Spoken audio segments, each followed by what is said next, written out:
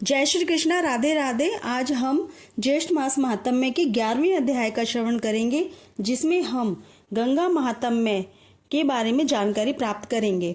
इसके पहले के प्रथम 10 दिन की कथा की वीडियो मैंने अपने चैनल की प्लेलिस्ट में अपलोड की हुई है, वहां से आप इन कथाओं का श्रवण कर सकते हैं।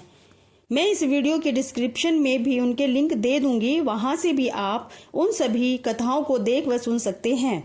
ज्येष्ठ मास महात्म्य को सुनने के लिए रोज प्रातः काल यानी ब्रह्म मुहूर्त में उठकर स्नान करके स्वच्छ वस्त्र पहनकर भगवान श्री विष्णु जी का पूजन करना चाहिए और ज्येष्ठ मास महात्म्य की कथा सुननी चाहिए। मैं आपको प्रतिदिन प्रति अध्याय के हिसाब से 30 अध्यायों का श्रवण कराऊंगी। आओ अब कथा को प्रारंभ करते हैं। पिछले अध्याय में हमने सुना था कि स्कंजी कहने लगे कि हे ऋषियों, ज्येष्ठ मास में विष्णु मंदिर में जाकर दशहरा व्रत करना चाहिए। इस व्रत के करने से मनुष्य सारे पापों से मुक्त हो जाता है और अंत में विष्णु लोक को प्राप्त होता है, यानी विष्णु लोक को जाता है। अब आगे की कथा इस प्रकार से है। ऋषि लोग कहने लगे कि हे स्कंद जी, सभी योग पापों का नाश करने वाले हैं और पुण्य को देने वाले हैं, तो फिर ज्येष्ठ मास को कैसे ज्येष्ठ कहा गया है, ये सब आप विधि पूर्वक हमसे कहिए। तब स्कंजी कहने लगे कि हे ऋषियों, ज्येष्ठ मास शुक्ल पक्ष की हस्त नक्षत्र से युक्त दशमी तिथि के दिन लोग प्रसिद्ध गंगा जी स्वर्ग में से अवतीर्ण हुई थी।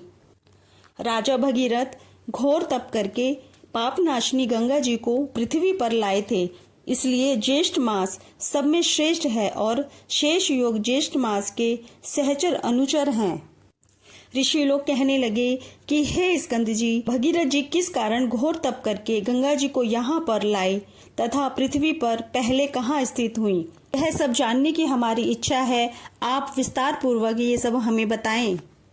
तब स्कंजी कहने लगे कि जब समस्त ब्रह्मांड का निर्माण करने के लिए विष्णु भगवान के नाभि कमल में से ब्रह्मा जी प्रकट हुए, उस समय ब्रह्मा जी एक हाथ में कमंडल और अन्य हाथ में वेदों को धारण किए हुए थे। तीनों लोगों को पाप रहित करने के लिए वहां का जो पवित्र जल था, वही जल पवित्र करने वाली विश्व जननी गंगा कही जाती हैं। ब्रह्मा जी के कमंडल से प्रकट होने वाली गंगा ब्रह्मा जी के साथ विष्णु भगवान के चरणों से प्रकट हुई, परंतु जब ब्रह्मा ने कमंडल से गंगा को नहीं निकाला और बहुत वर्ष व्यतीत हो गए, किसी समय दैत्यों ने तीनों लोकों को जल से भर दिया। उस समय इंद्रादिक समस्त देवताओं ने मधुसूदन भगवान का पूजन किया। इस पूजन से प्रसन्न होकर भगवान ने कमंडल के जल से तीनों लोकों को स्थापित किया। इसके पश्चात विष्णु भगवान के चरण कमल से गंगा जी प्रवाहित होकर बह निकली।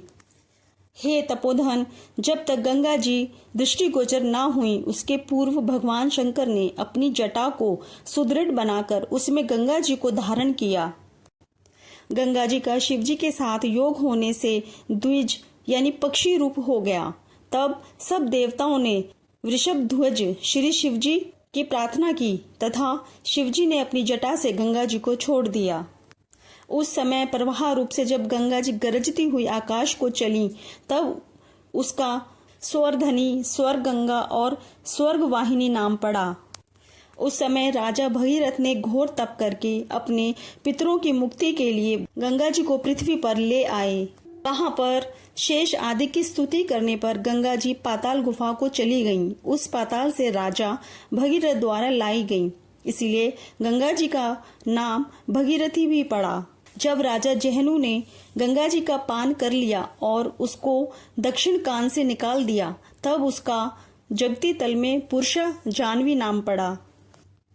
यही गंगा तीनों लोकों में भ्रमण करती है और तीनों लोकों की रक्षा करती है, इसलिए जगत में गंगा नाम त्रिपथगा पड़ा।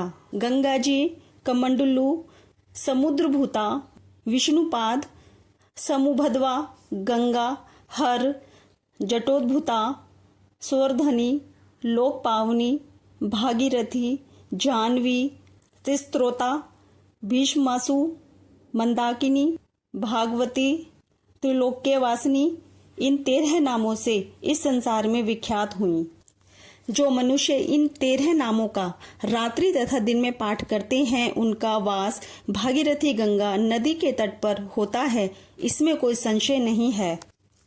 जो नित्य स्नान के साथ नामों को पढ़ते हैं उनको गंगा स्नान का फल प्राप्त होता है। इन नामों के पदों से जो नित्य नमस्कार करते हैं वे सब पापों से मुक्त होकर अंत में शिवपुर कैलाश को जाते हैं। मृत्यु के समय निश्चल मन से भक्ति के योग से बंधन से मुक्त हो जाते हैं। वे लोग स्वर्ग लोक को लांघते हुए ब्रह्म पद को प्राप्त होते हैं। जो मनुष्य अंत समय इन नाम पदों से अभिमंत्रित कर जल को अपने शरीर पर सिंचन करते हैं उनको पातकी होने पर भी यमराज के दूत नहीं छूते। अहो, गंगा के महात्म्य को कहने में कौन समर्थ हो सकता है। हाँ, यदि आकाश के असंख्य मच्छर के समान अधिक संख्या में मुख हों तो वह मनुष्य गंगा महात्म्य कहने में समर्थ हो सकते हैं। इस प्रकार से श्री ज्येष्ठ मास महात्म्य में गंगा महात्म्य वर्णन 11वां अध्याय समाप्त होता है। जय श्री कृष्णा। राधे राधे।